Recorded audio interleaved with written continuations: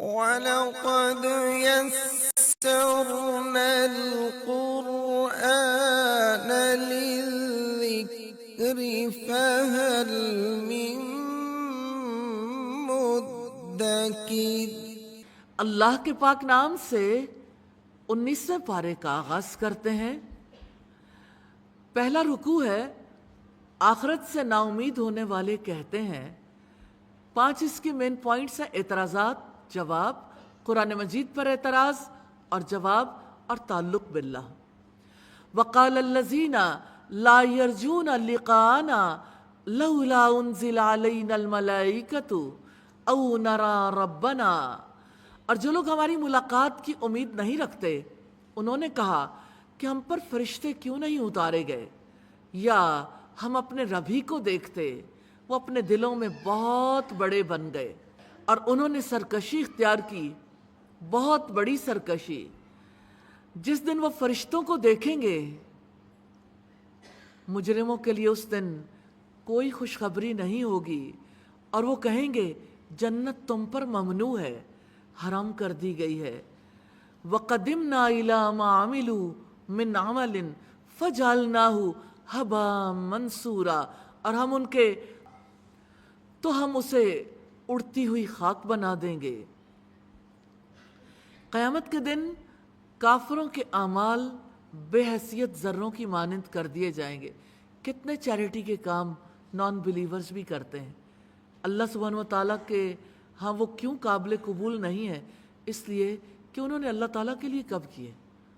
جس کے لیے انہوں نے کیے ان کو فائدہ پہنچا، اس کی وجہ سے ان کا نام روشن ہوا، دنیا میں ہی بدلہ ختم ہو گیا۔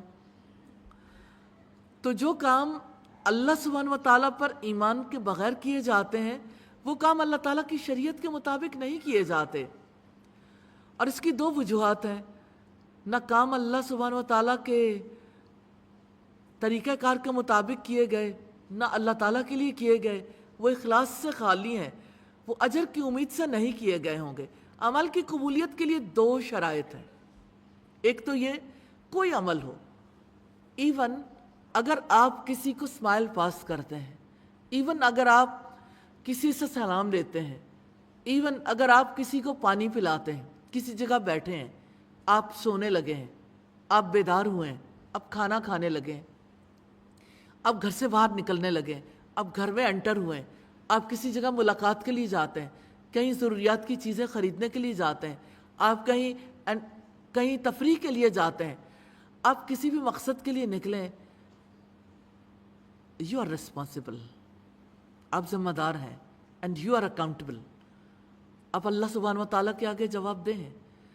آپ کا اٹھنا، بیٹھنا، سونا، جاگنا، ہر ایک چیز عبادت ہو سکتی ہے، اس پر اجر مل سکتا ہے جب آپ اس پر اجر کی توقع رکھیں۔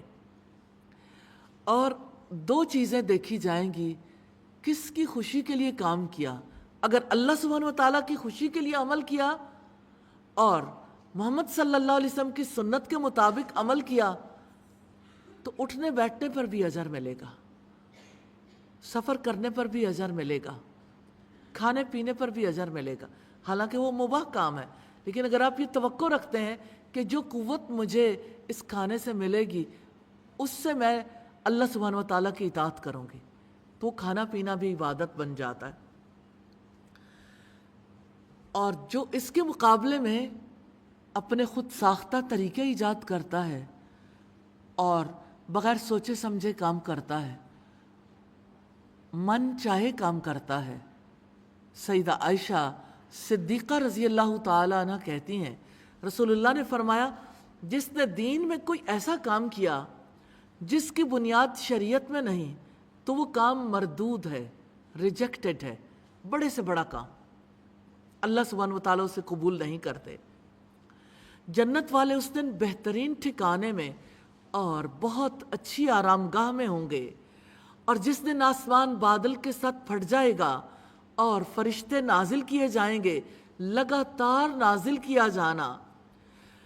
قیامت کے دن پوری کائنات کا نظام درہم برہم ہو جائے گا، آسمان پھٹ جائے گا، تارے جھڑ جائیں گے، سمندر پھاڑ دیے جائیں گے، قبریں کھول دی جائیں گی، پوری کائنات میں کتنے وسیع پیمانے پر تبدیلیاں آئیں گی، تمام لوگوں کے درمیان باہمی رابطے کٹ جائیں گے۔ سوچئے اس وقت ہماری کیا صورتحال ہوگی؟ ہم نہیں جانتے ہم زندہ ہوں گے یا نہیں، ہماری حیات میں ہی سب کچھ ہوتا ہے یا بعد میں۔ الملک یومئذ الحق للرحمن، اس روز حقیقی بادشاہت رحمان کی ہوگی، اور وہ دن کافروں پر بڑا مشکل ہوگا۔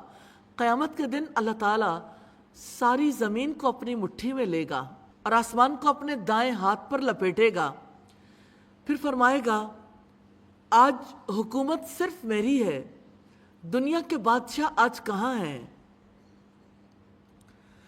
اور جس دن ظالم اپنے ہاتھوں کو چبائے گا وہ دن سب پر آنے والا ہے۔ کوئی ایسا نہیں ہم سے پہلے لوگوں میں سے، بعد میں آنے والوں میں سے، جس دن ہم سب کو اکٹھا کیا جائے گا، جس دن حساب کتاب لیا جائے گا، اور جس دن ظالم اپنے ہاتھوں کو چبائے گا، وہ کہے گا اے کاش کہ میں رسول کے ساتھ ہدایت کا کچھ راستہ اختیار کرتا۔ ایک لمحے کے لیے اپنے آپ کو حشر کے میدان میں اس کیفیت میں تصور کر کے دیکھیں۔ ظلم تو ہم بھی کرتے ہیں۔ ظلم کہتے ہیں کسی چیز کو اس کے جائز مقام پر نہ رکھنا۔ کیا ہم دین کو اس کے جائز مقام پر رکھتے ہیں؟ کیا ہم دین کے ساتھ عدل کرتے ہیں؟ کیا اس قرآن کے ساتھ ہم نے انصاف کیا ہے؟ کیا اللہ کے رسول صلی اللہ علیہ وسلم کی سنت کے ساتھ ہم نے عدل کیا ہے؟ عدل کا متضاد ظلم ہے، اور ظلم کرنے والے کو ظالم کہتے ہیں۔ یا ارحم الراحمین، ہمارے ان سارے مظالم کو اپنے خاص فضل و کرم سے معاف کر دیجئے، اور ہمیں ہمیشہ ہر چیز کو اپنے مقام پر رکھنے کی توفیق عطا فرمائیے، آمین ثم آمین۔ یا ویلتا لیتنی لم اتخذ فلانا خلیلا، ہائے میری بربادی، کاش میں فلاں شخص کو دلی دوست نہ بناتا۔ انسان کی دوستی، اس کی صحبت اس پر اثر انداز ہوتی ہے۔ رسول اللہ نے فرمایا الرجل علی دین خلیلہ، آدمی اپنے دوست کے دین پر ہوتا ہے۔ یہ دوستیاں کبھی انسان کو بہت نفع پہنچاتی ہیں، اور کتنی دوستیاں ہیں جو برباد کر کے رکھ دیتی ہیں۔ دوست ذہنی اذیت دیتے ہیں، دین پر چلنے نہیں دیتے، پریشرائز کرتے ہیں، دباؤ ڈالتے ہیں، اور انسان دوستیوں کو چھوڑنا نہیں چاہتا کیونکہ سوچتا ہے میں کن کے ساتھ وقت گزاروں گا۔ پھر ان دوستوں کی وجہ سے اپنے رب کو چھوڑ دیتے ہیں، اپنے رسول کو چھوڑ دیتے ہیں، اپنے دین ہی کو چھوڑ دیتے ہیں۔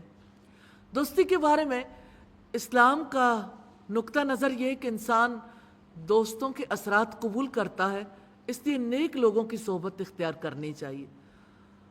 رسول اللہ صلی اللہ علیہ وسلم نے اچھی اور بری دوستی کی مثال دی۔ آپ نے فرمایا نیک اور برے دوست کی مثال مشک ساتھ رکھنے والے اور بھٹی دھونکنے والے کی سی ہے۔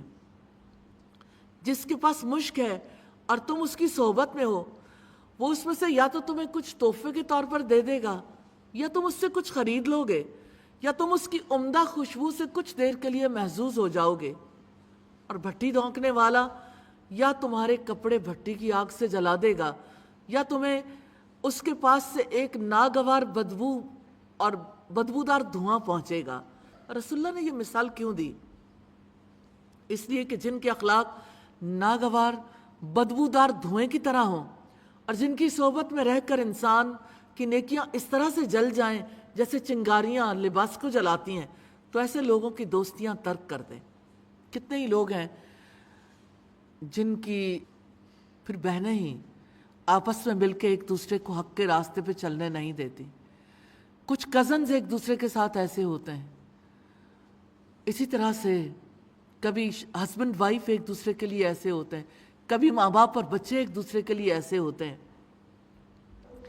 حشر کے میدان میں انسان کو سمجھ آ جائے گی کہ میرے دوستوں نے مجھے نصیحت سے بہکا دیا، تو شیطان انسان کو چھوڑ کر جانے والا ہے۔ لقد اضلنی عن ذکری بعد اذ جاءنی وکان الشیطان للانسان خذولا، بلا شبہ یقیناً اس نے مجھے اس کے بعد نصیحت سے بہکا دیا جبکہ وہ میرے پاس آ چکی تھی، اور انسان کو شیطان ہمیشہ چھوڑ جانے والا ہے۔ برے دوست فقط یہ کام کرتے ہیں کہ انسان کو بری سرگرمیوں سے نکلنے نہیں دیتے۔ شراب پینے والے کے دوست شرابی ہوتے ہیں، ایک فرد شراب چھوڑنا چاہتا ہے، دوست نہیں چھوڑنے دیتے۔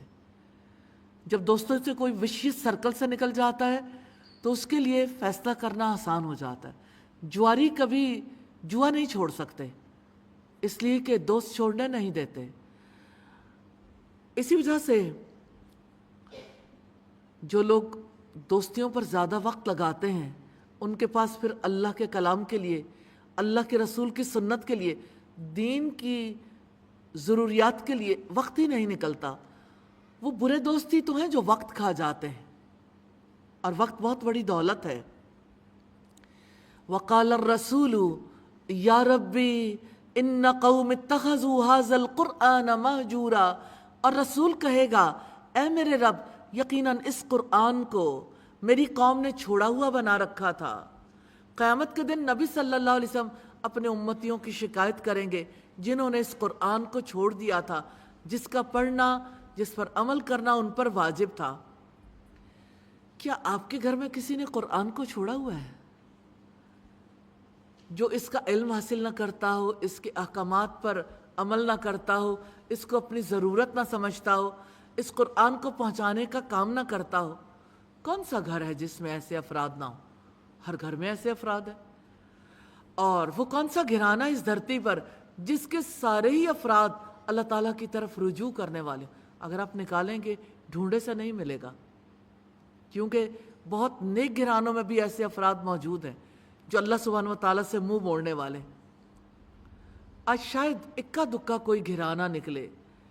تو قرآن مجید کو چھوڑنے سے مراد قرآن مجید کو اپنانا نہیں ہے، اس کو زندگی کی کتاب نہ سمجھنا ہے، اور اس کے علم کے حصول کو اپنی ذمہ داری نہ سمجھنا ہے، اور نہ اس کا علم حاصل کرنا، نہ اس پر غور و فکر کرنا، نہ اس کو ترجیح دینا، اس کو چھوڑ دینا، اور اس کے پیغام کو نہ پھیلانا، اور اس کے مطابق عمل نہ کرنا۔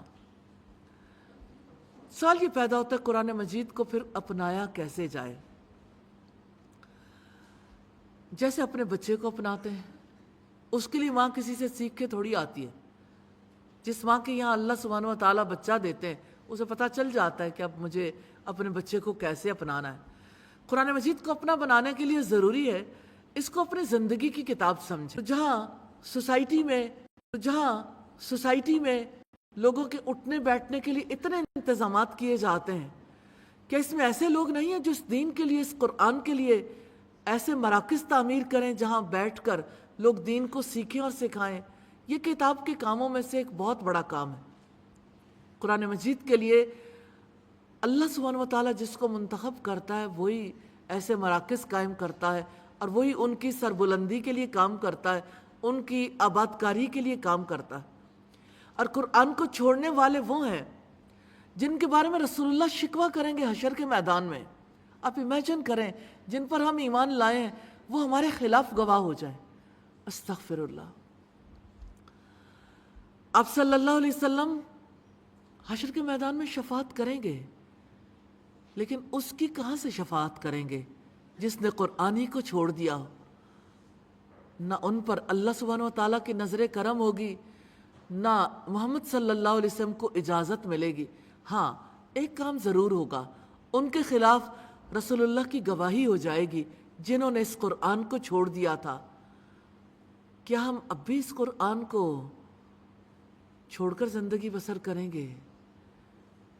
وَكَذَلِكَ جَعَلْنَا لِكُلِّ نَبِيٍّ عَدُوًّا مِّنَ الْمُجْرِمِينَ، اور اسی طرح ہم نے مجرموں میں سے ہر نبی کے لیے کوئی نہ کوئی دشمن بنایا ہے، اور آپ کا رب ہی ہدایت دینے والا اور مدد کرنے والا کافی ہے۔ اور ان لوگوں نے کہا جنہوں نے کفر کیا، اس پر پورا قرآن ایک ہی بار کیوں نہ نازل کر دیا گیا؟ اسی طرح ہم نے اتارا تاکہ ہم آپ کے دل کو اس کے ساتھ مضبوط کریں، اور ہم نے اسے ٹھہر ٹھہر کر پڑھا، خوب ٹھہر ٹھہر کر پڑھنا۔ اور وہ آپ کے پاس کوئی مثال نہیں لاتے مگر ہم تیرے پاس حق اور بہترین تفسیر لاتے ہیں۔ جو لوگ اپنے چہروں کے بل جہنم کی طرف جمع کیے جائیں گے وہی لوگ ٹھکانے میں بدترین اور راستے سے زیادہ بھٹکے ہوئے ہیں۔ سیدنا انس بن مالک نے بیان کیا، ایک صاحب نے پوچھا، اے اللہ کے نبی، کافر کو قیامت کے دن اس کے چہرے کے بل کس طرح چلایا جائے گا؟ آپ نے فرمایا، اللہ تعالیٰ جس نے اس دنیا میں 2 پاؤں سے چلایا ہے، اس پر قادر ہے کہ قیامت کے دن انسان کو اس کے چہرے کے بل چلا دے۔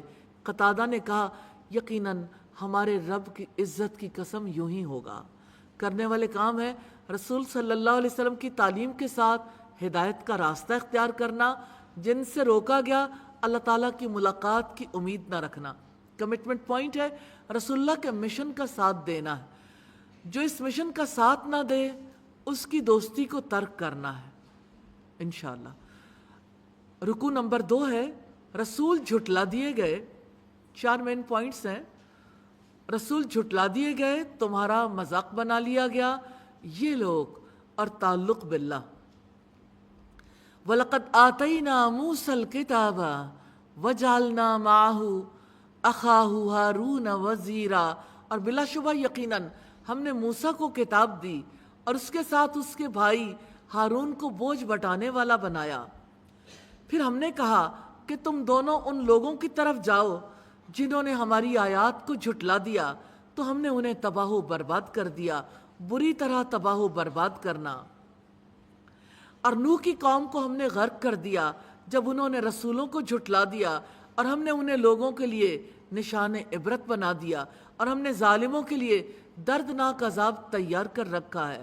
وَعَادًا وَثَمُودًا، اور عاد اور سمود کو، اور کنویں والے اور اس کے درمیان بہت سے زمانے کے لوگوں کو بھی ہلاک کر دیا۔ وَكُلًّا ضَرَبْنَا لَهُ الْأَمْثَالَ بیان کی، اور ہر ایک کو ہم نے برباد کر دیا، بری طرح برباد کرنا۔ اور بلا شبہ یقیناً یہ لوگ اس بستی پر سے آئے ہیں جس پر بدترین بارش برسائی گئی، تو کیا وہ اسے دیکھا نہیں کرتے تھے؟ بلکہ وہ دوبارہ اٹھائے جانے کی امید ہی نہیں رکھتے۔ اور جب وہ آپ کو دیکھتے ہیں تو وہ آپ کا مذاق بنا لیتے ہیں کہ کیا یہی ہے وہ شخص جسے اللہ سبحانہ و تعالیٰ نے رسول بنا کر بھیجا ہے؟ بے شک قریب تھا کہ وہ ہمیں ہمارے معبودوں ہی سے بہکا دیتا اگر ہم اس پر جمے نہ رہتے۔ لوگ جہالت پر، شرک اور کفر پر جمے رہنے کو ہی کامیابی سمجھتے تھے، اور جلدی وہ جان لیں گے جب عذاب دیکھیں گے کہ کون سب سے زیادہ راستے سے بھٹکا ہوا ہے۔ اللہ تعالیٰ نے آخرت کے عذابوں کا شعور دلا کر ہمیں کانشیس کیا ہے کہ جب عذابوں کو دیکھو گے تو صاف پتہ چل جائے گا کہ گمراہ کون تھا اور سیدھے راستے پر کون۔ ہر در پر سجدہ کرنے والے یا ایک اللہ کے آگے جھکنے والے۔ ارائیت من اتخذ الہہ ہواہ، کیا آپ نے اس شخص کو دیکھا جس نے اپنی خواہش نفس کو اپنا معبود بنا رکھا ہے؟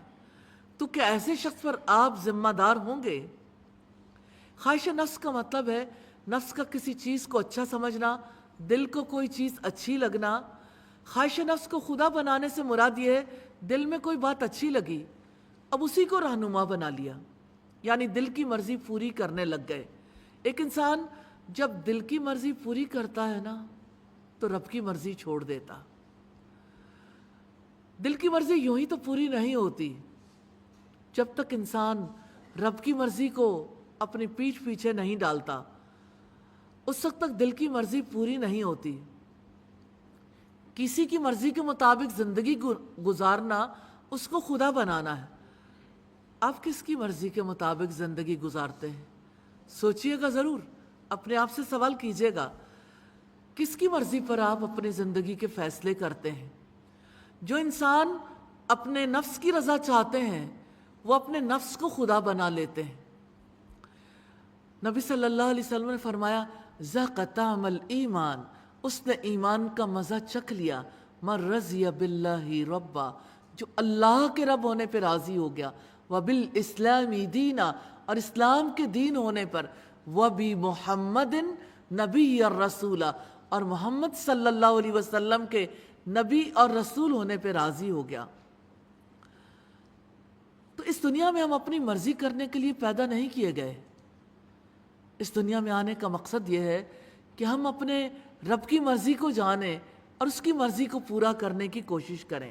یا آپ خیال کرتے ہیں کہ ان میں سے اکثر لوگ سنتے یا سمجھتے ہیں وہ چوپایوں جیسے ہیں، بلکہ وہ راستے سے زیادہ بھٹکے ہوئے ہیں۔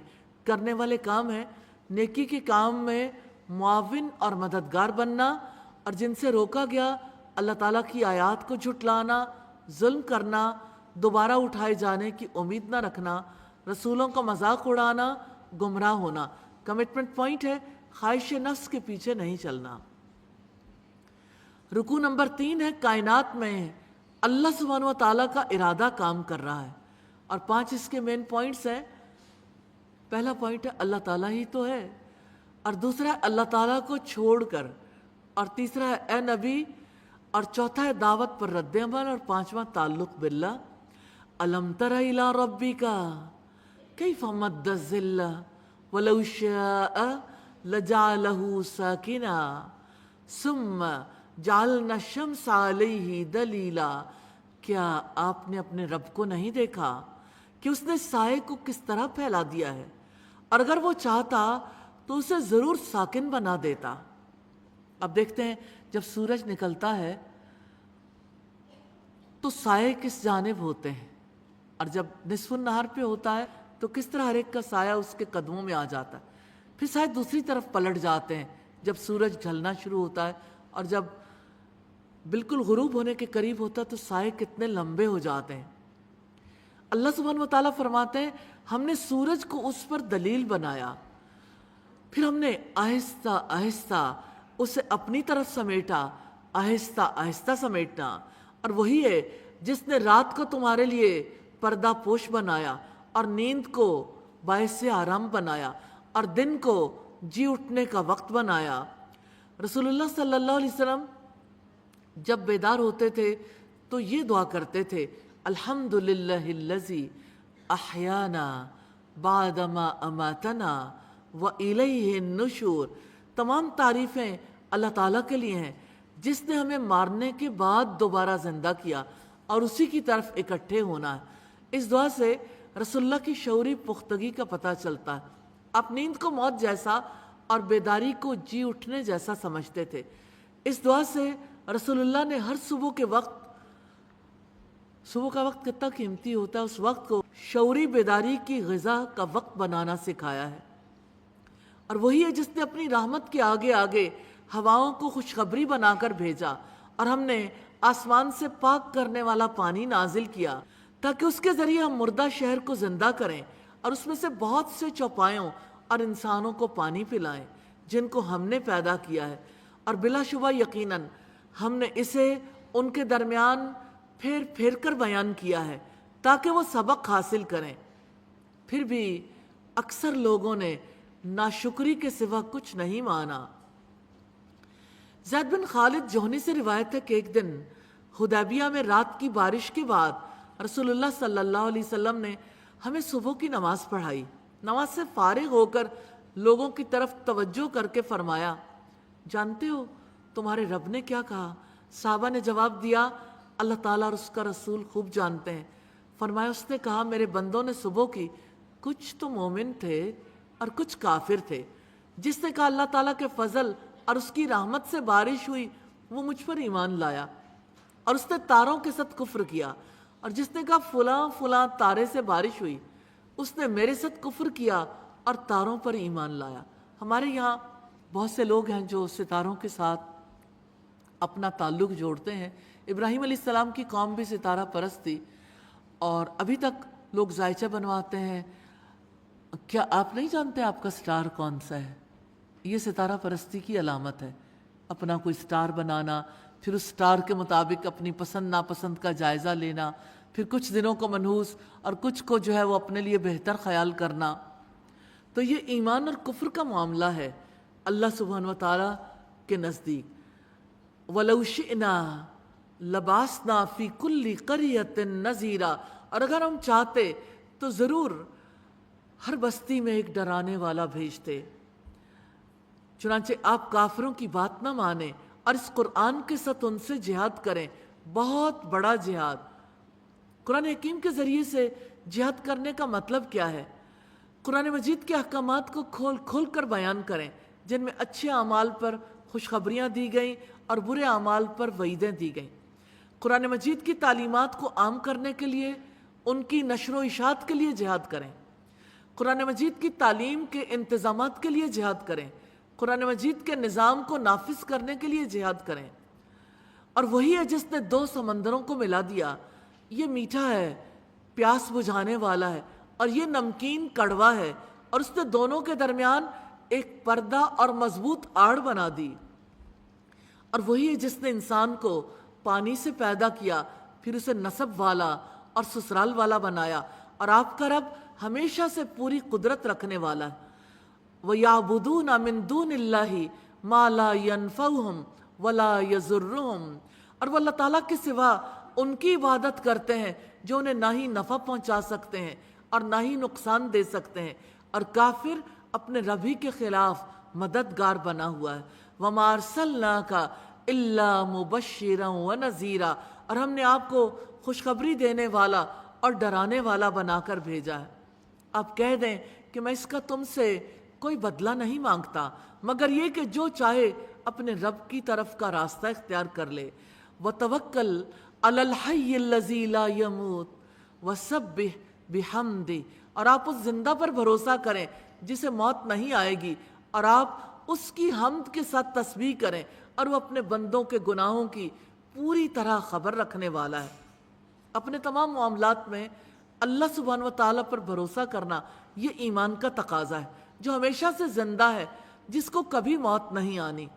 رسول اللہ صلی اللہ علیہ وسلم کو لوگوں تک اللہ تعالیٰ کا پیغام پہنچانے کی تلقین کی گئی، اور اس پیغام کو پہنچانے کے لیے کہا گیا آپ اللہ سبحانہ و تعالیٰ پر توکل کریں، اپنے رب کی حمد کے ساتھ تسبیح کریں، بندوں کے معاملات رب پر چھوڑ دیں، جس نے آسمانوں کو اور زمین کو اور ان کے درمیان کو 6 دنوں میں پیدا کیا، پھر عرش پر بلند ہوا، وسیع رحمت والا ہے، سو آپ اس کے بارے میں کسی پوری خبر رکھنے والے سے پوچھ لیں۔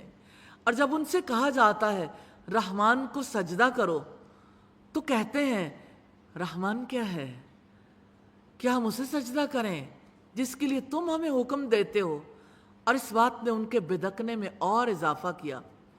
صلح حدیبیہ کے موقع پر جب نبی صلی اللہ علیہ وسلم نے سیدنا علی کو معاہدہ لکھتے وقت بسم اللہ الرحمن الرحیم لکھنے کا حکم دیا، تو مشرکوں نے کہا ہم رحمان رحیم کو نہیں جانتے، پہلے کی طرح لکھو بسمک اللہم۔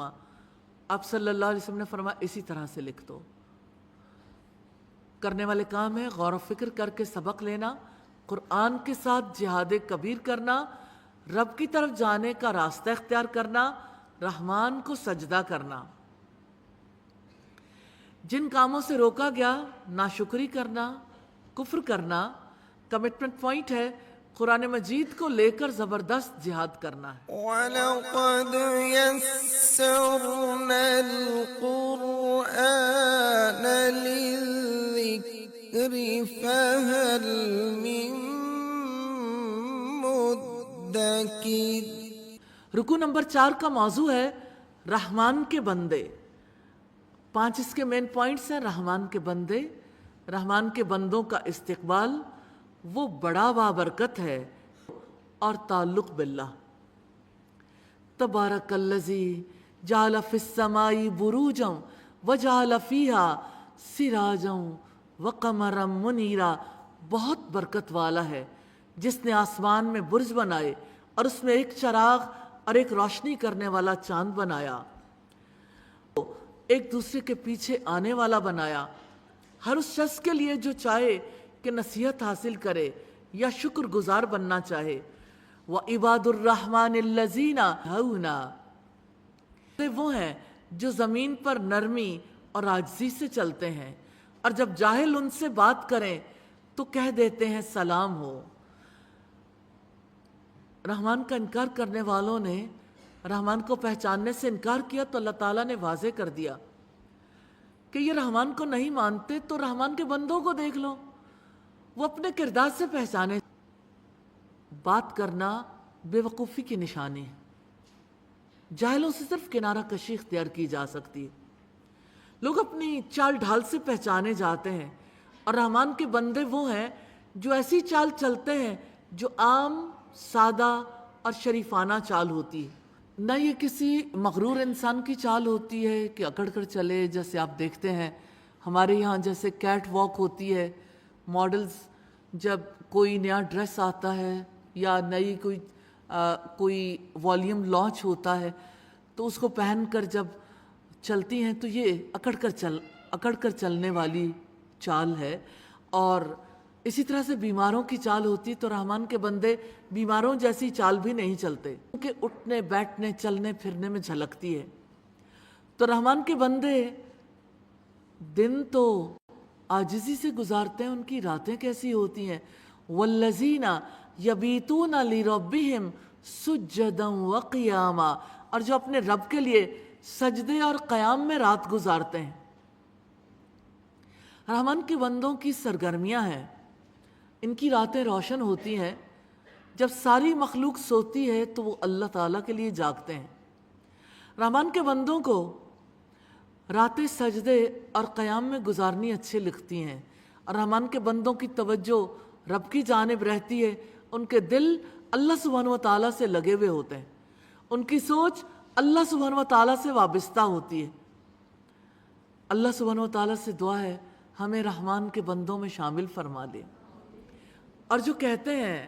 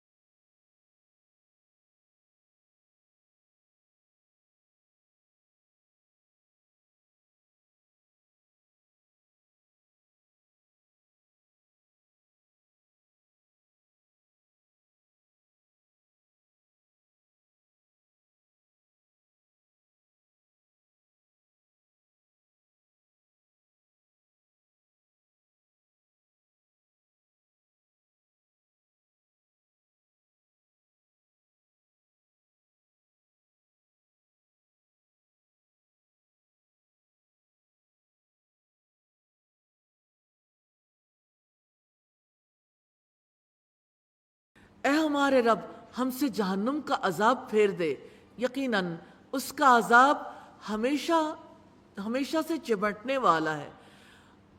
رحمان کے بندے اگرچہ جہنم کو دیکھتے نہیں، لیکن قرآن اور رسول اللہ صلی اللہ علیہ وسلم کی تعلیمات نے جہنم کی جو تصویر کشی کی ہے، اس یقین کی وجہ سے خوف کھاتے ہیں کہ اس کا عذاب تو جان کا لاگو ہونے والا ہے۔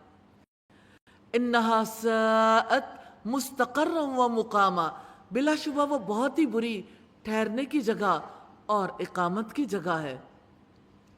سیدنا ابو ہریرہ رضی اللہ تعالیٰ عنہ سے روایت ہے، نبی کریم صلی اللہ علیہ وسلم نے فرمایا، تمہاری یہ دنیا کی آگ جسے ابن آدم جلاتا ہے، جہنم کی آگ کی گرمی کا 70واں حصہ ہے۔ صحابہ کرام نے عرض کیا، واللہ انسانوں کو جلانے کے لیے تو دنیا کی آگ ہی کافی تھی۔ آپ نے ارشاد فرمایا لیکن وہ دنیا کی آگ سے 69 درجے زیادہ گرم ہے، اور اس کا ہر حصہ دنیا کی آگ کے برابر گرم ہے۔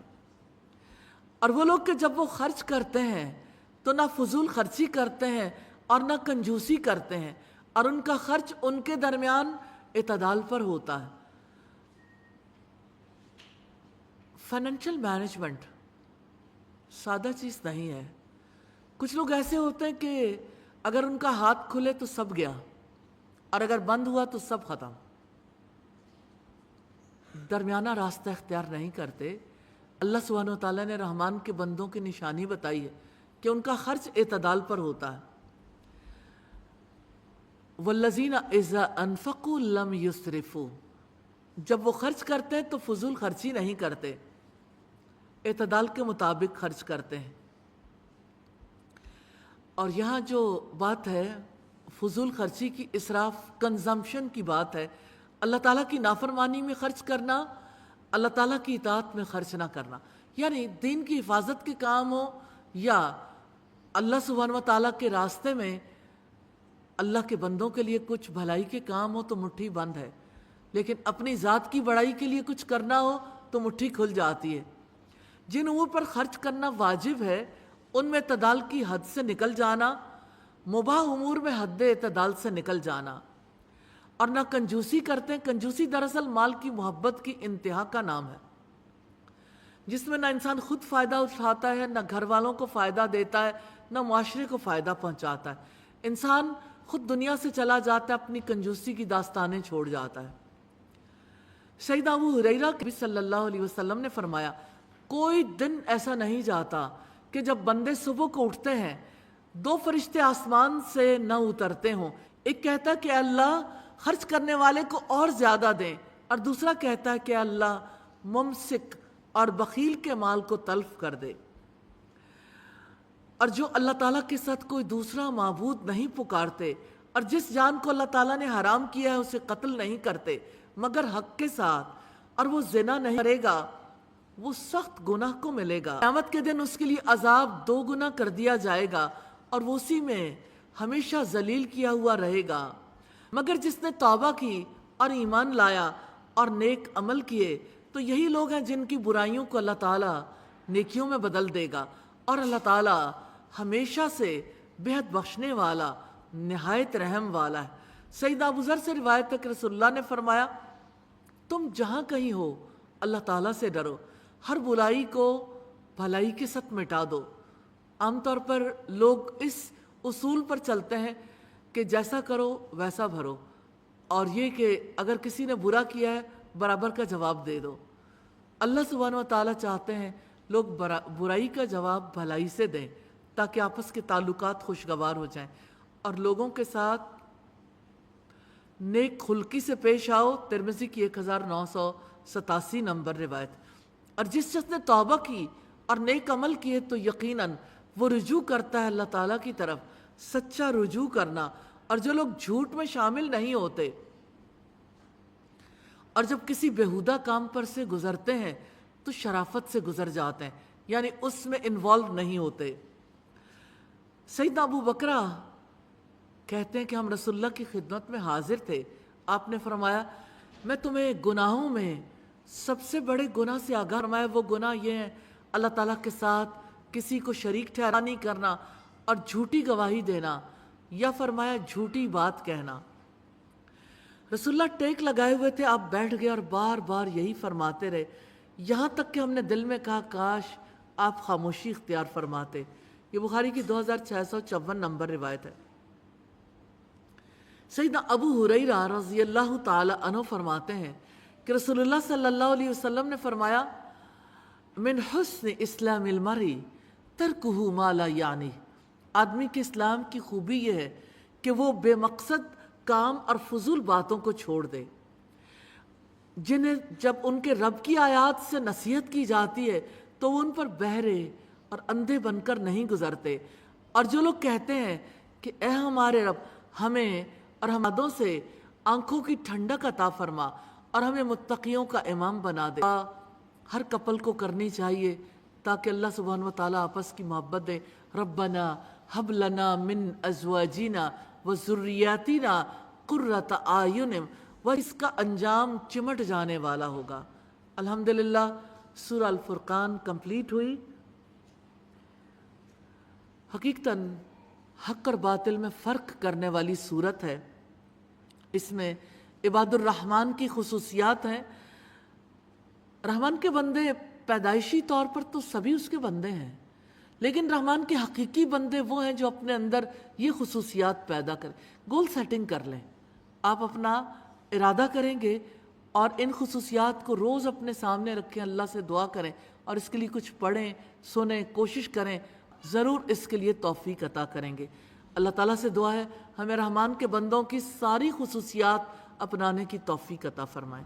کرنے والے کام ہے اللہ تعالیٰ کی صفات پر غور و فکر کرنا، غور و فکر کر کے سبق لینا، شکر گزار بننا، زمین پر عاجزی سے چلنا، جاہلوں کی بات پر سلام کرنا، رب کے لیے سجدے اور قیام میں راتیں گزارنا، بخل نہ کرنا، فضول خرچی نہ کرنا، جہنم کے عذاب سے پناہ مانگنا، قتل نہ کرنا، اللہ تعالیٰ کے ساتھ دوسرے معبودوں کو نہ پکارنا، اعتدال سے خرچ کرنا، زنا نہ کرنا، توبہ کرنا، ایمان لا کر نیک عمل کرنا، اللہ تعالیٰ کی طرف پلٹنا، جھوٹ کا گواہ نہ بننا، بیہودہ چیز سے شرافت سے گزر جانا۔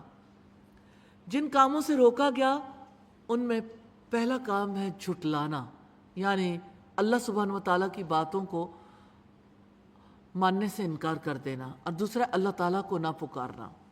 کمٹمنٹ پوائنٹ ہے رحمان کا پسندیدہ بندہ بننے کی کوشش کرنی ہے انشاءاللہ۔ اللہ کے پاک نام سے سورہ الشعراء کا آغاز کرتے ہیں۔ مکی صورت ہے، 11 رکوع اور 227 آیات پر مشتمل ہے۔ سورت کا پہلا رکوع پارے کا 5واں رکوع ہے۔ شاید تم غم میں اپنی جان کھو دو گے، یہ نبی صلی اللہ علیہ وسلم کو مخاطب کیا گیا، اور 3 مین پوائنٹس ہیں۔ آپ غم نہ کرو، کیا انہوں نے نظر نہیں ڈالی؟ بسم اللہ الرحمن الرحیم۔ طاسیم میم، یہ حروف مقطعات ہیں۔ تلک آیات الکتاب المبین، یہ واضح کتاب کی آیات ہیں۔ شاید آپ خود کو ہلاک کرنے والے ہیں کہ وہ مومن کیوں نہیں ہوتے۔ اگر ہم چاہیں تو ان پر آسمان سے کوئی نشانی اتار دیں، پھر ان کی گردنیں اس کے سامنے جھکنے والی ہو جائیں، اور ان کے پاس رحمان کی طرف سے کوئی نئی نصیحت نہیں آتی مگر وہ اس سے منہ موڑنے والے ہوتے ہیں۔ یہ عجیب معاملہ ہے کہ رب کی نصیحت آتی ہے تو سنتے ہیں لیکن اپنی مرضی کرتے ہیں، منہ موڑ کر چلے جاتے ہیں۔ اپنا جائزہ ضرور لیجئے گا، کہیں ہم پر تو یہ بات لاگو نہیں آتی۔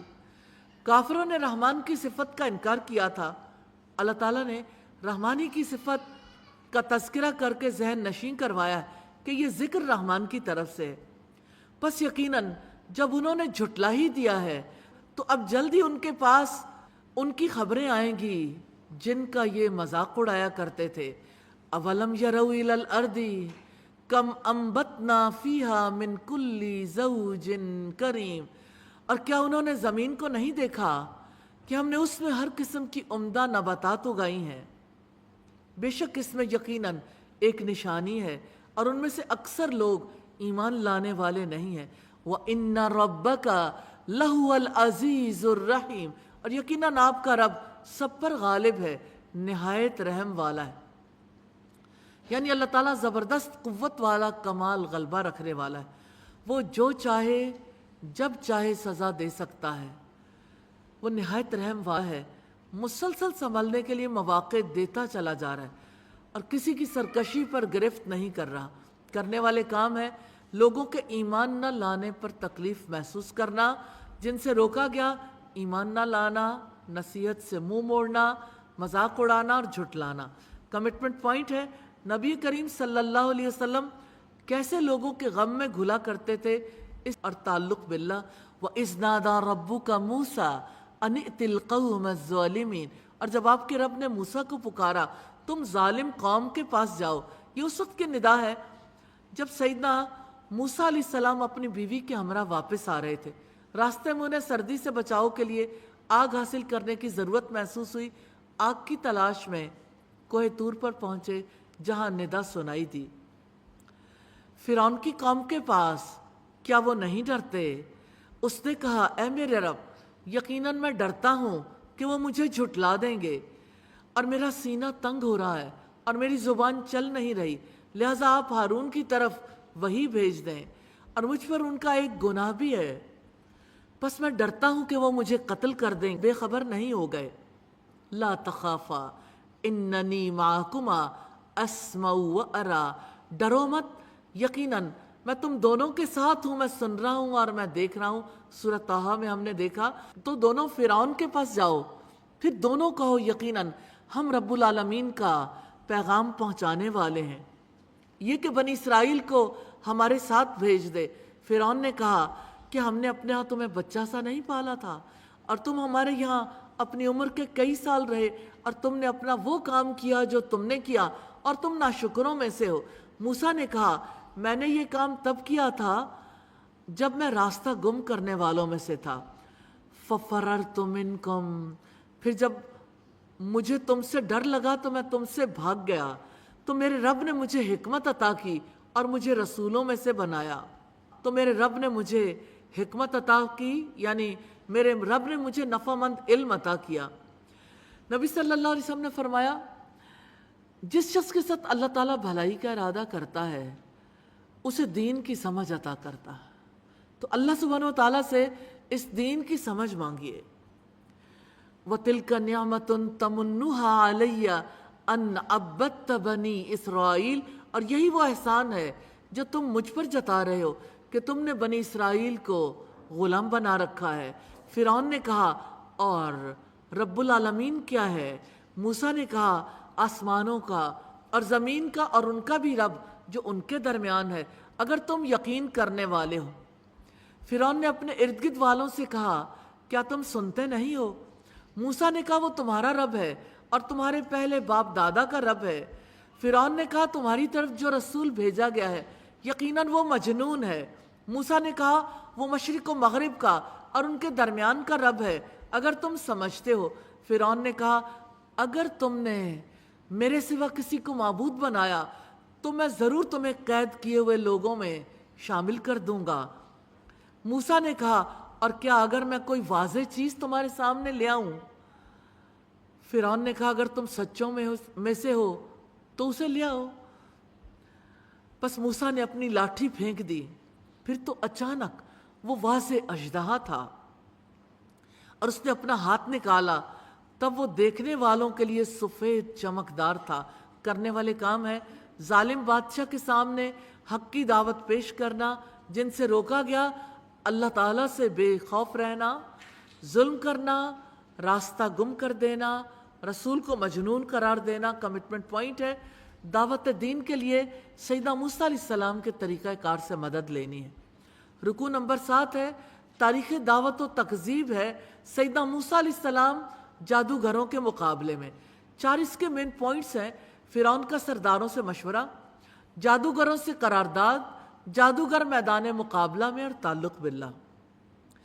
فرعون نے اپنے ارد گرد کے سرداروں سے کہا یقیناً یہ ایک ماہر جادوگر ہے، وہ ارادہ رکھتا ہے کہ اپنے جادو سے تمہیں تمہارے ملک سے نکال دے، تو تم کیا حکم دیتے ہو؟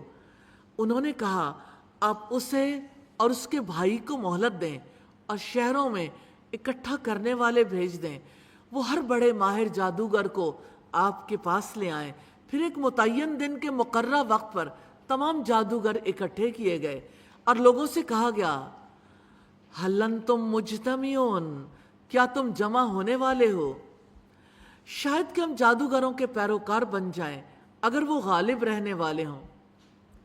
پھر جب تمام جادوگر آ گئے انہوں نے فرعون سے کہا کیا یقیناً ہمارے لیے ضرور کچھ صلہ ہوگا اگر ہم غالب ہو گئے؟ قال نعم وانکم اذا لمن المقربین، یقیناً تب تم ضرور مقرب لوگوں میں سے ہو جاؤ گے۔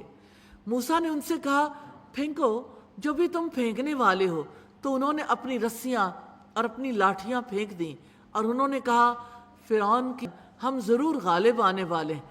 پھر موسیٰ نے اپنی لاٹھی پھینکی، تب یکا یک وہ نگل رہی تھی جو جھوٹ وہ گھڑتے تھے۔ پھر سارے جادوگر سجدے کی حالت میں ڈال دیے گئے کیونکہ انہوں نے رب کو پہچان لیا۔ جادوگروں کے شعور کے اندر جو روشنی ہوئی تھی اس نے انہیں سجدے میں ڈال دیا۔ جادوگر سچائی کے روب سے سجدے میں گر گئے، انہیں سچ نظر آ گیا۔ جب ان کے دل میں یقین اتر آیا تو اس یقین کی وجہ سے سجدے میں گر گئے۔ قالو آمنا برب العالمین، انہوں نے کہا ہم جہانوں کے رب پر ایمان لاتے ہیں، ربی موسیٰ و ہارون، موسیٰ اور ہارون کے رب پر۔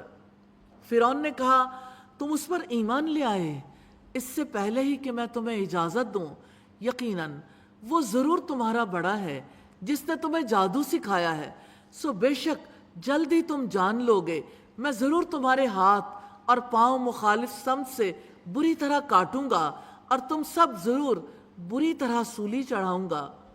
انہوں نے کہا کوئی حرج نہیں، انا الی ربنا منقلبون، یقیناً ہم اپنے رب ہی کی طرف لوٹنے والے ہیں، یعنی ہم اپنے ایمان سے پھرنے والے نہیں ہیں، ہم تو لوٹ کر اپنے رب کے پاس جائیں گے، وہ ہمارے اعمال ضائع نہیں کرے گا۔ یقیناً ہم طمع رکھتے ہیں کہ ہمارا رب ہماری خطاؤں کر دے، کیونکہ ہم ہی سب سے پہلے ایمان لانے والے ہیں۔ کرنے والے کام ہے رب کائنات پر ایمان لانا، رب سے خطاؤں کی معافی کی طمع رکھنا، اور جن سے روکا گیا اللہ تعالیٰ کے داعیوں کے خلاف پروپیگنڈا کرنا، ایمان لانے والوں کو سخت سزائیں دینا۔ کمٹمنٹ پوائنٹ ہے آخرت میں مغفرت کے لیے اپنے ایمان کو مضبوط کرنا ہے۔ وَلَقَدْ يَسَّرْنَا الْقُرْآنَ لِلذِّكْرِ فَهَلْ مِن مُدَّكِرٍ۔ رکوع نمبر 8 ہے آمنے سامنے۔ 3 مین پوائنٹس ہیں۔ سیدہ موسیٰ کو خروج کی اجازت ملی، فرعون نے پیچھا کیا، اور تعلق باللہ۔ وَأَوْحَيْنَا إِلَى مُوسَىٰ أَنْ أَسْرِ بِعِبَادِي إِنَّكُمْ مُتَّبَعُونَ، اور ہم نے موسیٰ کی طرف وحی بھیجی کہ میرے بندوں کو رات کو لے چلو، یقیناً تمہارا پیچھا کیا جائے گا۔ تو فرعون نے شہروں میں اکٹھا کرنے والوں کو بھیجا، یقیناً یہ لوگ بے شک ایک تھوڑی سی جماعت ہیں، اور بلا شبہ وہ ضرور ہمیں غصہ دلانے والے ہیں، اور یقیناً ضرور ہم سب چوکنے رہنے والے ہیں۔ تو ہم نے انہیں باغوں اور چشموں سے نکالا اور خزانوں اور عمدہ جگہ سے، اس طرح ہوا، اور ہم نے بنی اسرائیل کو ان چیزوں کا وارث بنا دیا، تو انہوں نے سورج نکلتے ہی ان کا پیچھا کیا۔ پھر جب دونوں گروہوں نے ایک دوسرے کو دیکھا تو موسیٰ کے ساتھیوں نے کہا یقیناً ضرور ہم پکڑے جانے والے ہیں۔ یہ موقع توکل علی اللہ کا تھا، اللہ تعالیٰ سے امید باندھنے کا تھا۔ انہوں نے لشکر کو تو دیکھا، اپنے رب کو نہیں دیکھا۔ اس لمحے میں وہ گھبرا اٹھے کہ آپ جانتے ہیں انسان کو انگزائٹی کیسے ہوتی ہے، گھبراہٹ کیسے ہوتی ہے۔ ایک لمحے کی بات ہے، اگر ایک لمحے کے لیے کوئی اپنے آپ کو روک لے تو انسان کا وہ برین کام کرتا ہے جو انالائز کرتا ہے، اور انسان کے لیے صبر کرنا آسان ہو جاتا ہے۔ لیکن شیطان اس ایک لمحے میں انسان کو پکڑ لیتا ہے۔ کتنے لوگ ہیں جو اس ایک لمحے میں غصے سے پھٹ پڑتے ہیں، کتنے لوگ ہیں جو اس ایک لمحے میں صبر نہیں کر پاتے، کوئی نہ کوئی برا کام کر جاتے ہیں۔ اور یہاں ہم دیکھتے ہیں کہ اللہ سبحانہ و تعالیٰ پر توکل نہیں کیا تو گھبراہٹ آ گئی۔ قال کلا ان معی ربی سیہدین، موسیٰ نے کہا ہرگز نہیں، یقیناً میرے ساتھ میرا رب ہے، وہ ضرور میری رہنمائی کرے گا۔ سیدہ موسیٰ نے کہا ہو ہی نہیں سکتا کہ رب نے وعدہ کیا ہو اور ہم اکیلے رہ جائیں، ہمیں اکیلا چھوڑ دیا گیا ہو، ایسا ہرگز نہیں ہو سکتا۔ اللہ تعالیٰ ہمیں ہمارے دشمن سے نجات دلا کر پھر اس کے قابو میں ہمیں دے دے، یقیناً میرا رب نجات کے راستے کی طرف ضرور میری رہنمائی کرے گا، اور تم دوبارہ فرعون کے قابو میں کبھی نہیں جاؤ گے۔ تو ہم نے موسیٰ کو وہی بھیجی کہ اپنی لاٹھی کو سمندر پر مارو۔ ایک انسان کے پاس کتنی بڑی لاٹھی ہوتی ہے، سمندر کتنا بڑا ہوتا ہے، یعنی بڑے سے بڑا جہاز وہاں چھوٹے سے تنکے کی طرح نظر آتا ہے۔ اللہ سبحانہ و تعالیٰ کی قدرت تھی نا، انسانوں کو تو صرف ریئلائز کروانا تھا۔ اپنی لاٹھی کو سمندر پر مارو، وہ کوئی ٹھوس جگہ تو تھی نہیں، پانی پر جب ماریں تو ایک عجیب طرح کی عجیب طرح کی پھسپھسی سی آواز آتی، کسی ہارڈ جگہ پہ ماریں تو ایک زور کی آواز آتی. پھر کیا ہوا؟ لاٹھی سے سمندر پھٹ گیا، 2 حصوں میں بٹ گیا. ہر حصہ ایک عظیم پہاڑ جیسا ہو گیا. کیا آپ امیجن کر سکتے ہیں؟ پتھر کے پہاڑ، مٹی کے پہاڑ تو برقرار رہ سکتے نا یوں، لیکن پانی یوں پہاڑوں کی صورت میں کھڑا ہے، اوپر نہیں آ رہا، بیچ میں خشک سڑک ہے. اللہ سبحانہ و تعالیٰ کی قدرت ہے. وَأَزْلَفْنَا ثَمَّ الْآخَرِينَ، اور دوسرے فریق کو ہم نے وہاں قریب کر دیا، اور ہم نے موسیٰ کو اور ان سب کو جو اس کے ساتھ تھے نجات دلائی. پھر ہم نے دوسروں کو غرق کر دیا. اِنَّ فِي ذَلِكَ لَآیَةً، بلا شبہ اس میں یقیناً ایک نشانی ہے. آپ امیجن کریں گے فرعون کا اقتدار کتنا مضبوط تھا. وہ کہتا تھا مصر کے دریا میرے قدموں کے نیچے بہتے ہیں. آج بھی اس کی یادگاریں موجود ہیں، لیکن اللہ سبحانہ و تعالیٰ نے اس کو ایک بے بس ممی کی صورت میں رکھا ہوا. ہر انسان دیکھتا ہے وہ اپنے لیے کچھ کرنے کی پوزیشن میں نہیں. قیامت تک ایسے ہی اللہ سبحانہ و تعالیٰ نے اسے نشان بنا دیا، عبرت کا نشان. اور آپ دیکھیے کہ موسیٰ علیہ السلام کے ساتھیوں نے کہا پا لیے گئے، پکڑ لیے گئے.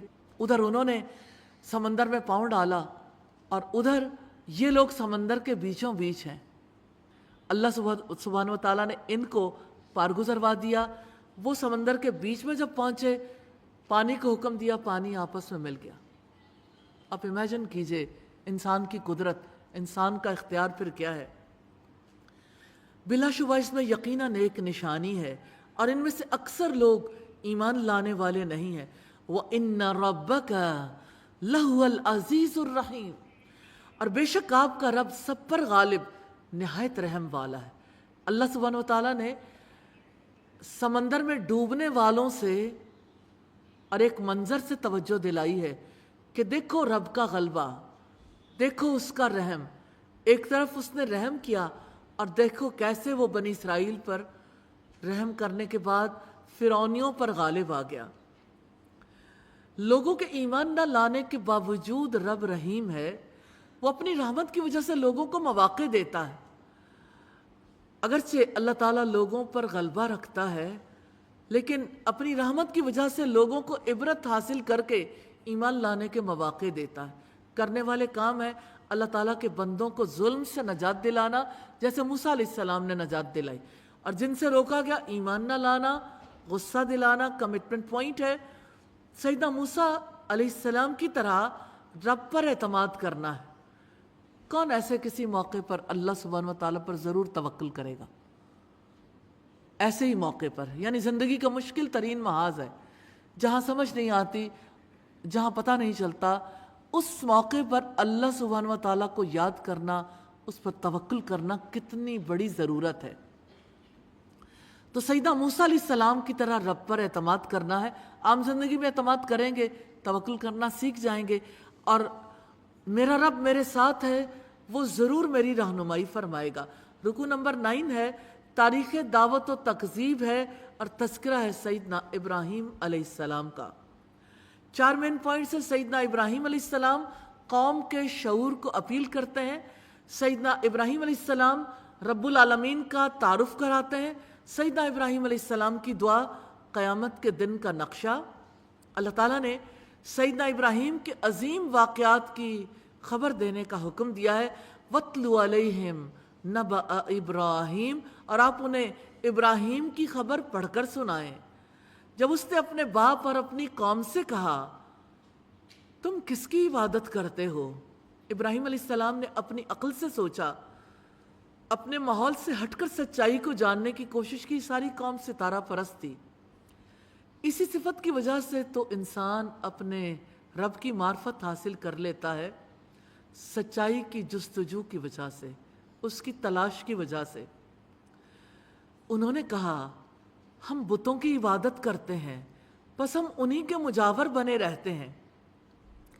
قال هل يسمعونكم اذ تدعون، ابراہیم نے کہا کیا یہ تمہاری سنتے ہیں جب انہیں پکارتے ہو؟ یا وہ تمہیں نفع پہنچاتے ہیں یا وہ نقصان دیتے ہیں؟ انہوں نے کہا بلکہ ہم نے اپنے باپ دادا کو ایسے ہی کرتے دیکھا ہے۔ ابراہیم نے کہا تو کیا تم نے دیکھا جن کی تم عبادت کرتے ہو، انتم و آباؤکم الاقدمون، تم اور تمہارے پہلے باپ دادا بھی، فَإِنَّهُمْ عَدُوٌّ لِّي إِلَّا رَبَّ الْعَالَمِينَ۔ بہت خوبصورت پیاری آیات ہیں۔ ایمان کتنا تر و تازہ ہوتا ہے ابراہیم علیہ السلام کے ایمان سے۔ سو بلا شبہ وہ سب میرے دشمن ہیں سوائے ایک رب العالمین کے۔ جھوٹے معبودوں کو ابراہیم علیہ السلام نے اپنا دشمن قرار دیا اور ان سے الگ ہوتے ہوئے رب العالمین سے رشتہ جوڑ لیا، اگرچہ اس سے نہ باپ کا رشتہ تھا نہ آباء و اجداد نے یہ رشتہ قائم کیا تھا۔ الذی خلقنی فہو یہدین، آپ نچھاور ہونے والے ابراہیم علیہ السلام کو دیکھیے، جس نے مجھے پیدا کیا پھر وہی میری رہنمائی کرتا ہے۔ ابراہیم علیہ السلام نے فرمایا جس نے مجھے پیدا کیا مجھے تو معلوم نہیں تھا میرے جسم کے اعضاء کہاں سے جمع ہوئے، میری تخلیق اسی کی ہے، میرے شعور کی گہرائیوں سے وہی واقف ہے۔ وہ جس نے مجھے پیدا کیا وہی مجھے ہدایت دینے والا ہے کہ مجھے زندگی کیسے بسر کرنی ہے۔ وہ دین و دنیا میں میرے لیے رہنمائی کرتا ہے کہ میرے لیے نفع کس میں ہے۔ والذی هو یطعمنی ویسقین، اللہ سبحانہ و تعالیٰ کے بارے میں سوچ کے دیکھیے، وہی مجھے کھلاتا ہے اور وہی مجھے پلاتا ہے، یعنی زندگی اور زندگی کی ضروریات اسی سے ہیں۔ وہی رزق پیدا کرنے والا ہے اور وہی پانی کا مہیا کرنے والا ہے۔ روزی کے زمینی اور آسمانی اسباب سب اللہ سبحانہ و تعالیٰ نے پیدا کیے۔ وہی بارش برسا کر زمین کو زندہ کرتا ہے، وہی پھل سبزیاں اجناس پیدا کرتا ہے، وہی میٹھا پانی پلاتا ہے، دودھ پلاتا ہے، شہد کھلاتا ہے۔ ابراہیم علیہ السلام کس طرح ایک ایک حصہ زندگی کا لیتے، ایک ایک پہلو۔ وَإِذَا مَرِضْتُ فَهُوَ يَشْفِينِ، اور جب میں بیمار ہوتا ہوں وہی مجھے شفا دیتا ہے۔ جب میں بیمار ہوتا ہوں، کون ہے جو زندگی میں بیمار نہیں ہوتا؟ لیکن کون ہے جو ابراہیم علیہ السلام جیسا یقین رکھتا ہو کہ وہ مجھے شفا دیتا ہے؟ شفا دینے والی وہ ذات ہے، جو شفا دیتا ہے نا وہی حق رکھتا ہے کہ اس کی عبادت کی جائے۔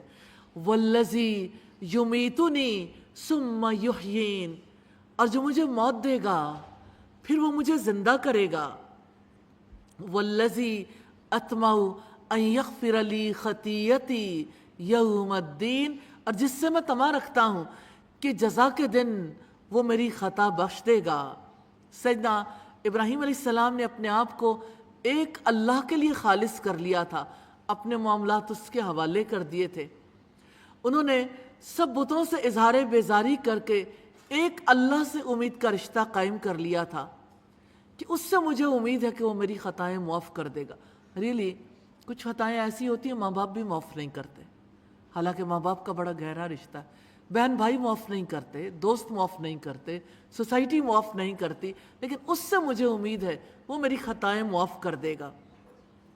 اس سے پتہ چلتا ہے کہ ابراہیم علیہ السلام اپنے نفس کو پاک تصور نہیں کرتے تھے، اپنے عمل کی قیمت کم اور مغفرت کی قیمت زیادہ سمجھتے تھے۔ اس لیے جزا کے دن اپنے رب سے امیدیں باندھے ہوئے تھے کہ وہ خطاؤں سے مغفرت فرما دے گا۔ آج اللہ سبحانہ و تعالیٰ نے ہمیں کتنا پیارا چانس دیا ہے۔ ابراہیم علیہ السلام رب العالمین کا تعارف کروا رہے ہیں۔ اس نے مجھے پیدا کیا، وہی میری رہنمائی کرتا ہے، یہ سوچنے کا انداز۔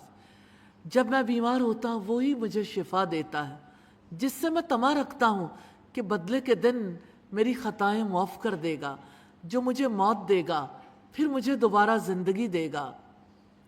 ربی حب لی حکما والحقنی بالصالحین، اے میرے رب مجھے حکمت عطا فرما اور مجھے نیک لوگوں کے ساتھ ملا دے۔ ابراہیم علیہ السلام چاہتے تھے کہ ہر چیز کو وہ ایسے دیکھیں جیسے وہ حقیقی طور پر ہے۔ وہ کھوٹے اور کھرے میں تمیز کرنا چاہتے تھے، اس لیے انہوں نے دعا کی یا اللہ مجھے حکمت دے، کیونکہ حکمت کی وجہ سے انسان حقیقت تک پہنچتا ہے۔ رسول اللہ نے فرمایا اللہ تعالیٰ جس کے ساتھ بھلائی کا ارادہ کرنا چاہتا ہے اسے دین کی سمجھ عطا فرماتا ہے۔ یا اللہ ہم سب کو بھی دین کی سچی سمجھ نصیب کر دے۔ اور یہ بات کتنی خوبصورت ہے، ابراہیم علیہ السلام کی دعا، وَجَعَلْ لِي لِسَانَ صِدْقٍ فِي الْآخِرِينَ، اور میری سچی ناموری پچھلوں میں باقی رکھنا، یعنی میرے پیچھے والے میرا اچھا تذکرہ کریں۔ کون ہے جو یہ نہ چاہتا ہو؟ لیکن ابراہیم علیہ السلام اپنے رب سے چاہتے ہیں، اپنے اعمال سے نہیں، اپنے رب سے چاہتے ہیں کہ یا اللہ جو تو نے کہا میں نے وہی کیا، اب جو میں کہہ رہا ہوں وہ آپ کر دیجئے۔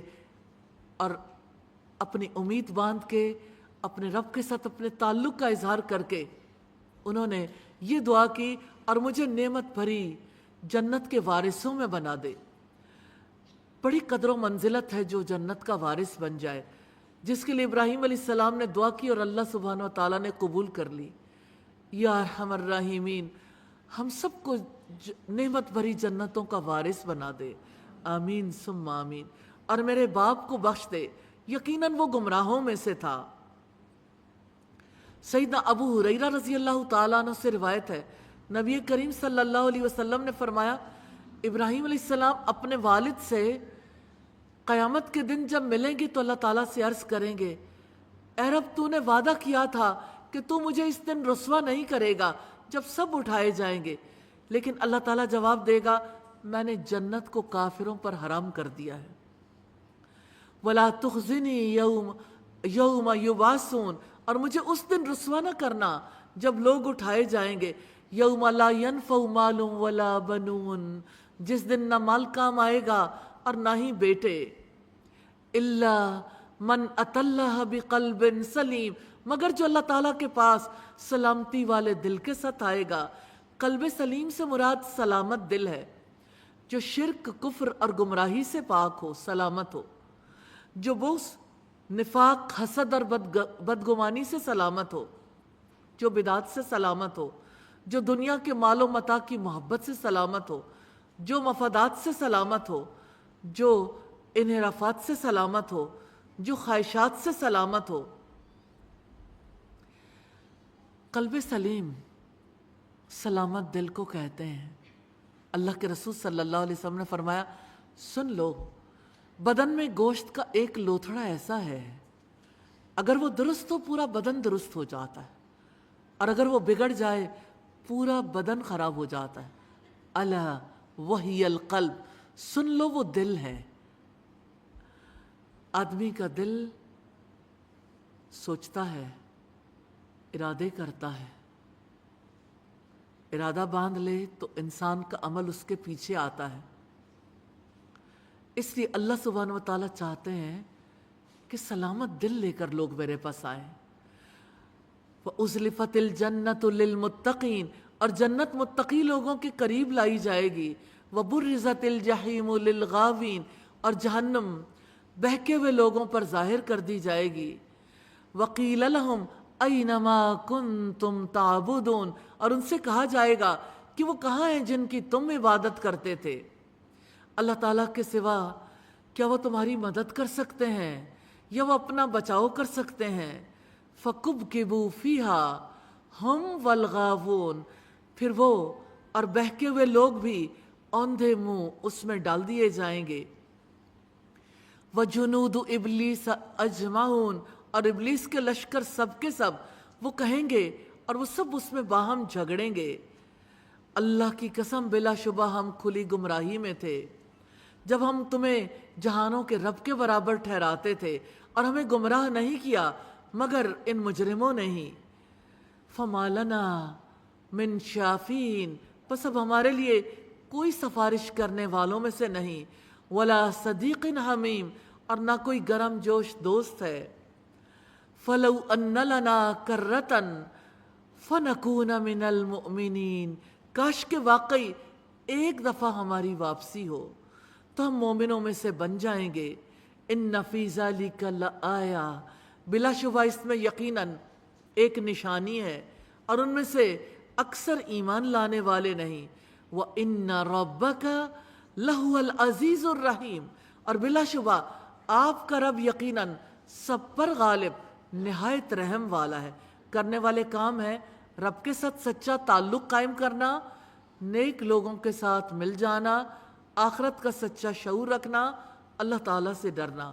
جن سے روکا گیا بتوں کی عبادت کرنا، بتوں کی عبادت کے لیے جم کر بیٹھنا، باپ دادا کی اندھی تقلید کرنا، گمراہ ہونا۔ کمٹمنٹ پوائنٹ ہے رب العالمین سے سچا تعلق پیدا کرنا ہے۔ رکو نمبر 10 ہے تاریخ دعوت و تکذیب ہے اور سیدنا نوح علیہ السلام کی دعوت ہے۔ 5 اس کے مین پوائنٹس ہیں۔ سیدنا نوح علیہ السلام کی دعوت، ان کی دعا قبول کر لی گئی، یہ واقعہ نشانی ہے اور تعلق باللہ۔ کذبت قوم نوح المرسلین، نوح کی قوم نے رسولوں کو جھٹلایا جب ان کے بھائی نوح نے ان سے کہا کیا تم ڈرتے نہیں ہو؟ یقیناً میں تمہارے لیے امانت دار رسول ہوں۔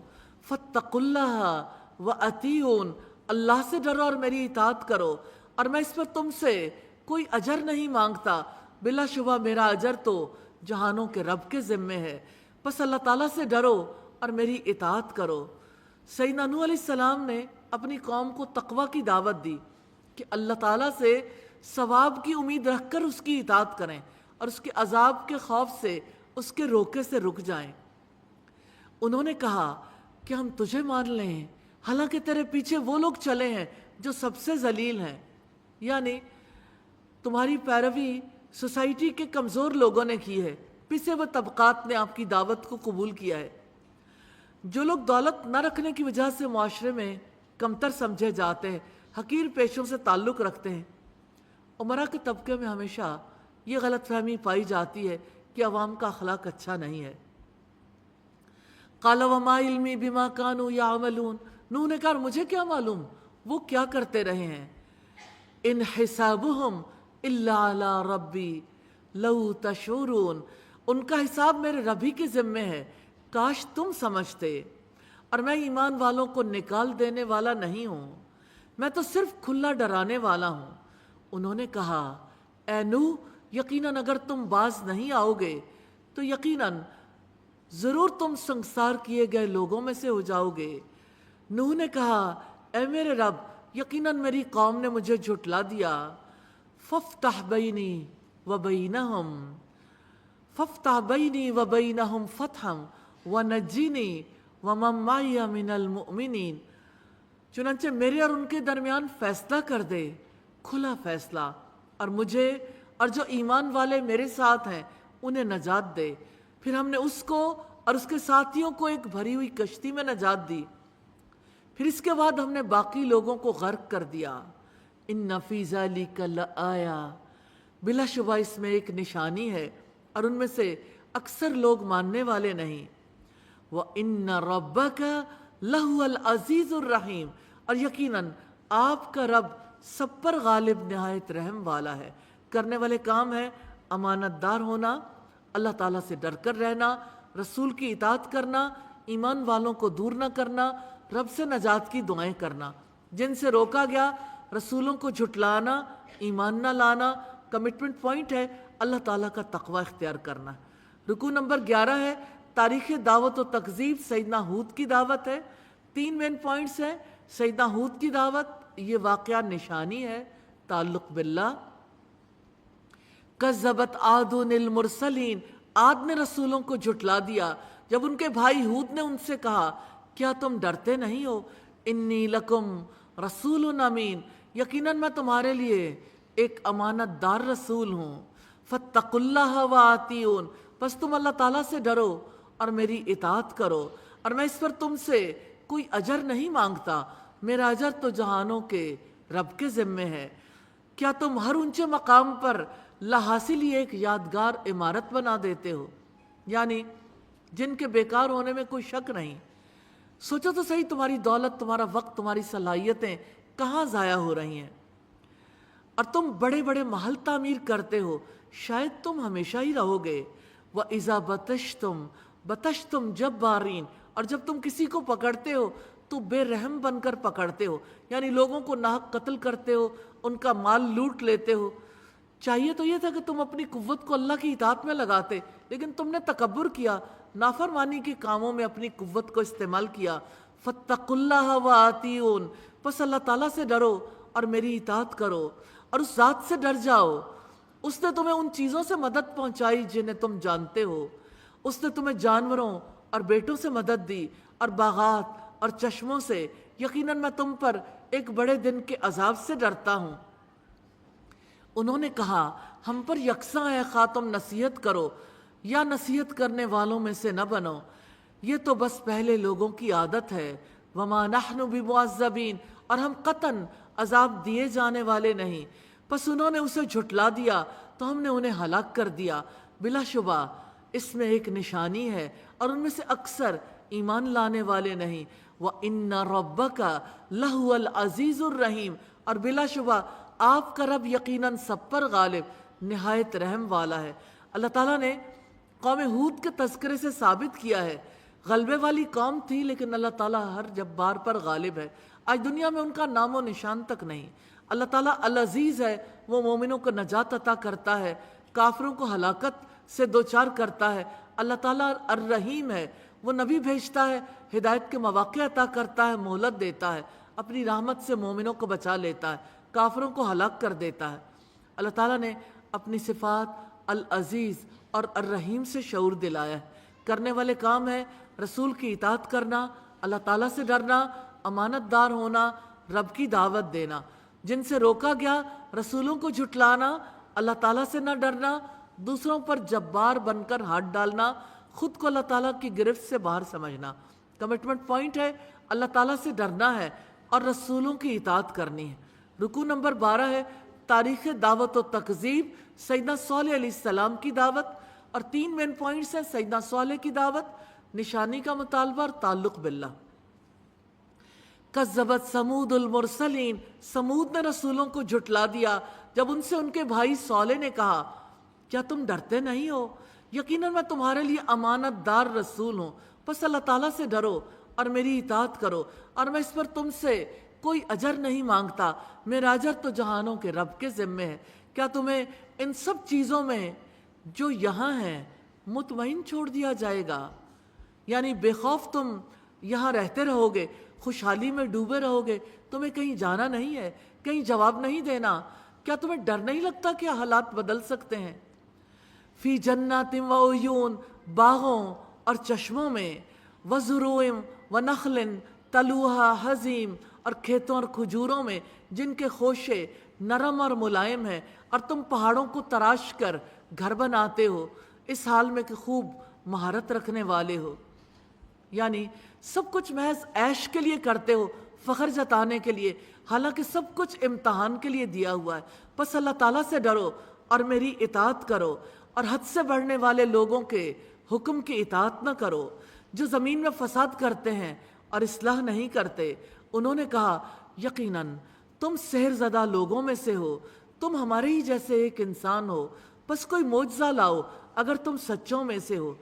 صالح نے کہا یہ ایک اونٹنی ہے، ایک اس کے پانی پینے کی باری ہے اور ایک مقررہ دن تمہارے لیے پینے کی باری ہے۔ جو دن اونٹنی کے لیے مقرر ہوا اس میں باقی لوگ پابندی عائد کر دی گئی، اور جس دن لوگوں کے پانی لینے کی باری مقرر کی گئی اس دن اونٹنی کے گھاٹ پر آنے کی پابندی عائد کر دی گئی۔ اور اس کو برائی کے ساتھ مت چھونا، پھر تمہیں ایک بڑے دن کا عذاب پکڑ لے گا۔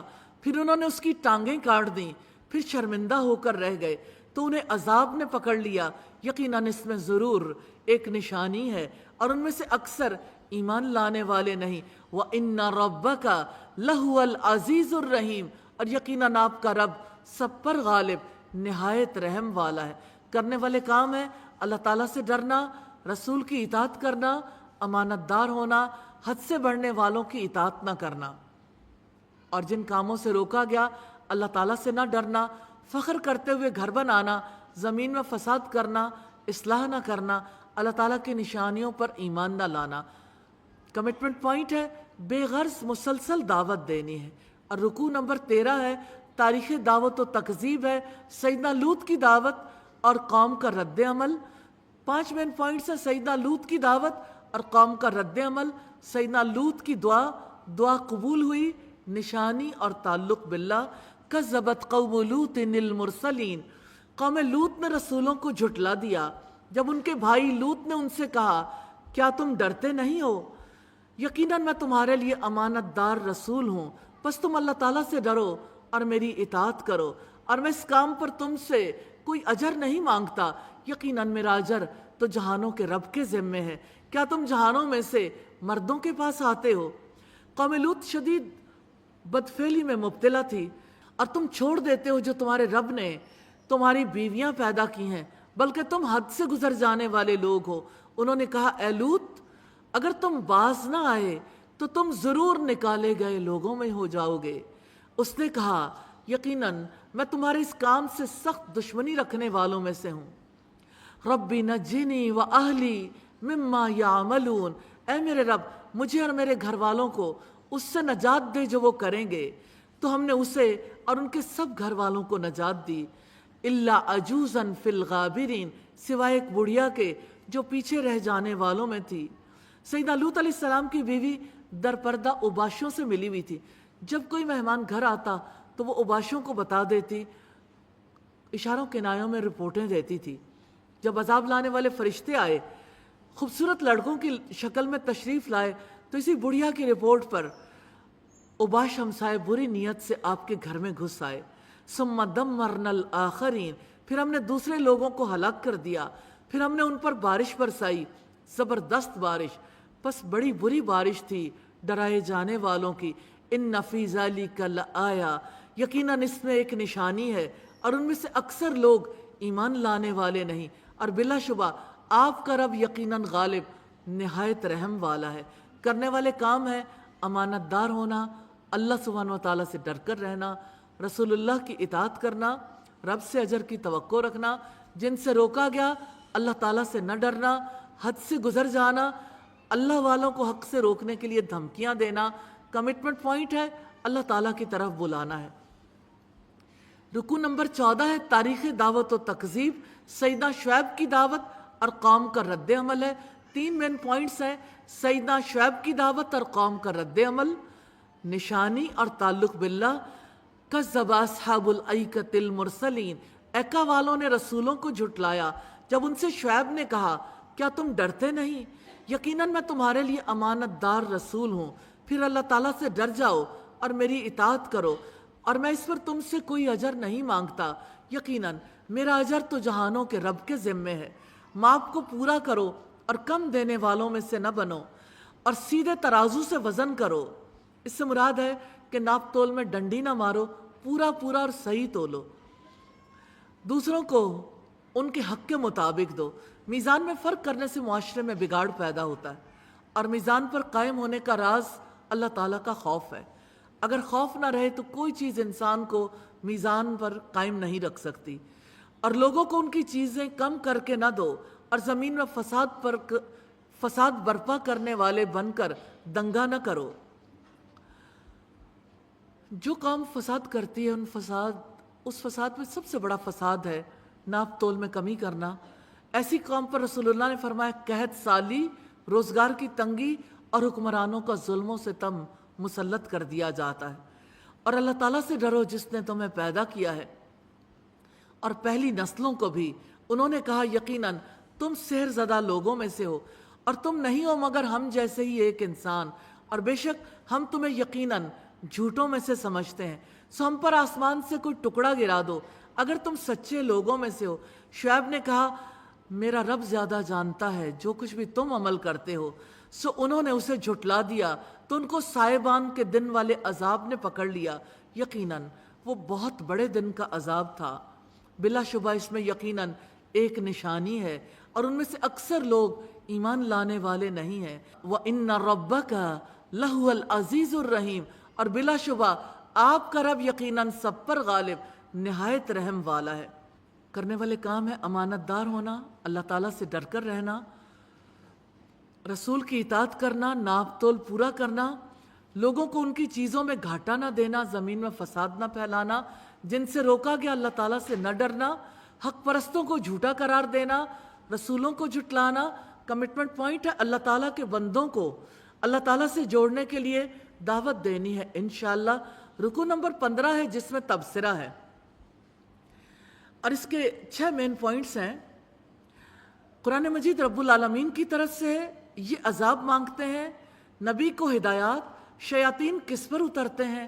شعراء اور تعلق باللہ۔ وَإِنَّهُ لَتَنزِيلُ رَبِّ الْعَالَمِينَ، اور بلا شبہ یہ یقیناً جہانوں کے رب کا نازل کیا ہوا کلام ہے۔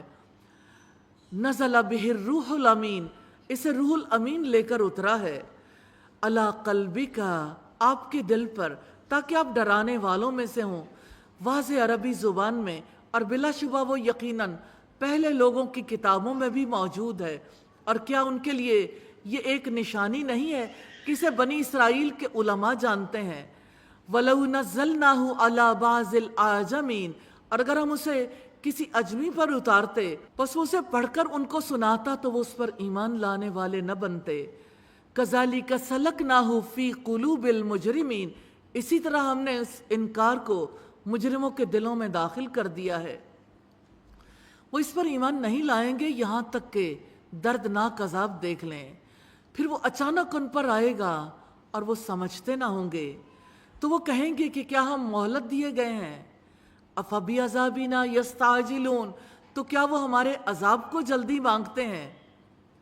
تو کیا تو نے دیکھا اگر ہم انہیں کئی برسوں تک فائدہ دیں پھر بھی وہ چیز ان پر آ جائے جس کا انہیں وعدہ دیا جاتا تھا تو ان کے کس کام آئے گا وہ جو فائدہ دیے جاتے تھے؟ سید انس بن مالک بیان کرتے ہیں کہ رسول اللہ نے فرمایا، قیامت والے دن اہل جہنم میں سے اس شخص کو لایا جائے گا جو دنیا میں سب سے زیادہ آسودہ اور خوشحال تھا، اسے آگ میں ایک غوطہ دیا جائے گا، پھر اس سے پوچھا جائے گا، اے ابن آدم، کیا تو نے دنیا میں کبھی کوئی بھلائی دیکھی؟ کیا تجھ پر کبھی کوئی چین کا لمحہ گزرا تھا؟ تو وہ جواب دے گا کہ نہیں، اللہ کی قسم میرے رب کبھی نہیں۔ پھر اہل جنت میں سے اس شخص کو لایا جائے گا جس نے دنیا میں سب سے زیادہ تکلیف دہ زندگی گزاری ہوگی، اسے جنت میں ایک غوطہ دیا جائے گا، پھر اس سے پوچھا جائے گا، اے ابن آدم، کیا تو نے کبھی کوئی تکلیف دیکھی؟ کیا تجھ پر کوئی مشکل لمحہ بھی گزرا ہے؟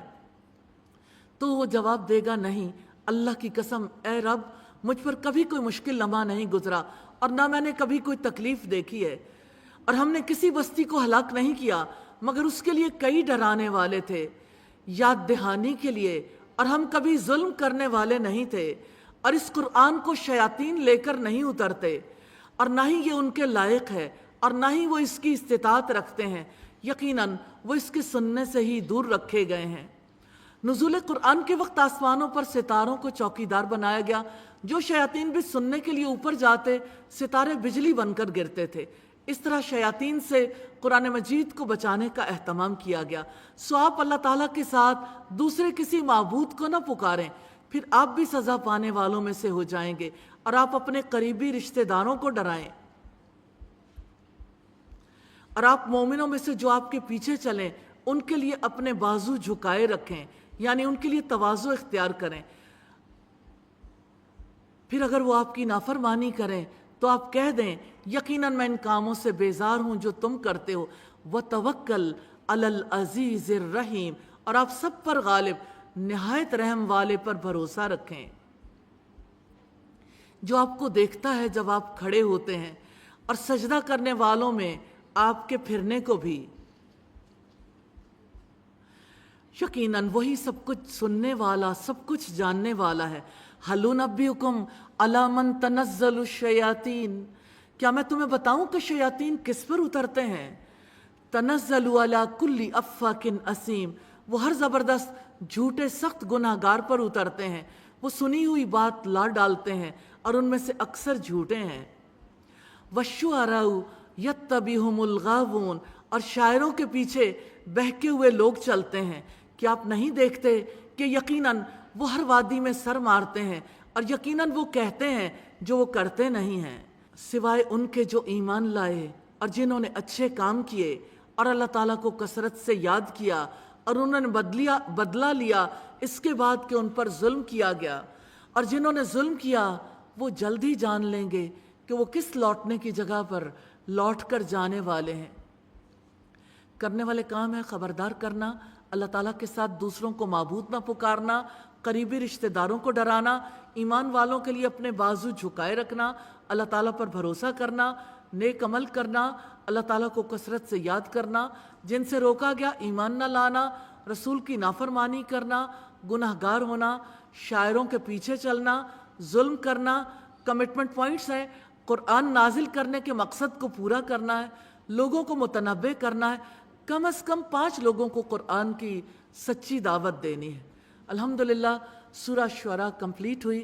اللہ سبحانہ و تعالیٰ سے دعا ہے ہمیں ہماری کمیوں کوتاہیوں کو معاف کرے، اور اللہ سبحانہ و تعالیٰ ہمیں اس پر عمل کرنے کی توفیق عطا فرمائے۔